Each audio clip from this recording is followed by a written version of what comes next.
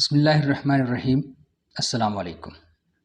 ہر چیز کی ایک ہسٹری ہوتی ہے، لیکن آپ لوگوں نے کبھی سوچا ہے کہ ہسٹری کی اپنی کیا ہسٹری ہے؟ آج میں ہسٹری کے بارے میں بتاؤں گا کہ دراصل ہسٹری کیا چیز ہے۔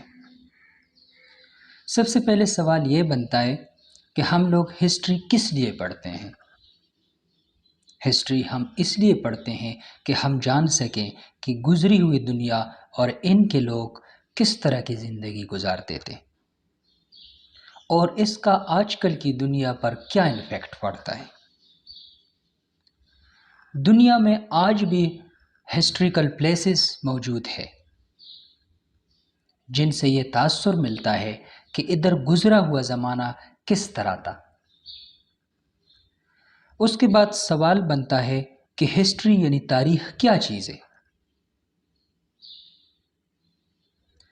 ہسٹری 4 کلاسز میں ڈیوائڈ ہو جاتا ہے: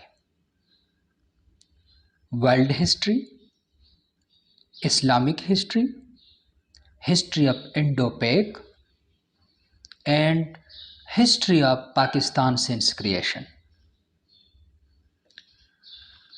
ہسٹری کو میئر کرنے کے لیے 2 چیزوں کا استعمال کیا جاتا ہے: BCE یعنی بیفور کامن ایرا، یہ وہ زمانہ ہے جو کہ حضرت عیسیٰ علیہ السلام کے پیدا ہونے سے پہلے تھا،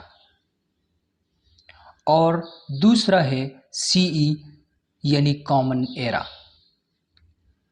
یہ وہ زمانہ ہے جو حضرت عیسیٰ علیہ السلام کے پیدا ہونے کے بعد تھا۔ یہ ہسٹری گریک سے شروع ہوتی ہے۔ اینشینٹ ورلڈ یعنی پرانے زمانے میں کچھ سویلائزیشن موجود تھی جو کہ آج بھی موجود ہے، جیسے کہ Indus valley civilisation, Sumer civilisation, Roman civilisation and Greek civilisation. اس دنیا کے اندر سب سے پہلی سویلائزیشن سمر ویلی سویلائزیشن ہے۔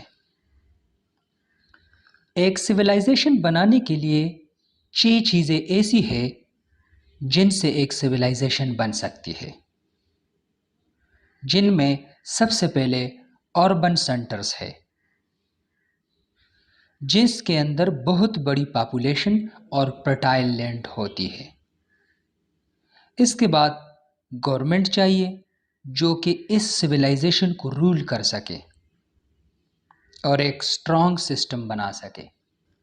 اس کے بعد اگلا ہے بلیفز، یعنی سوسائٹی کو رہن سہن کے طریقوں سے ڈیوائڈ کرنا۔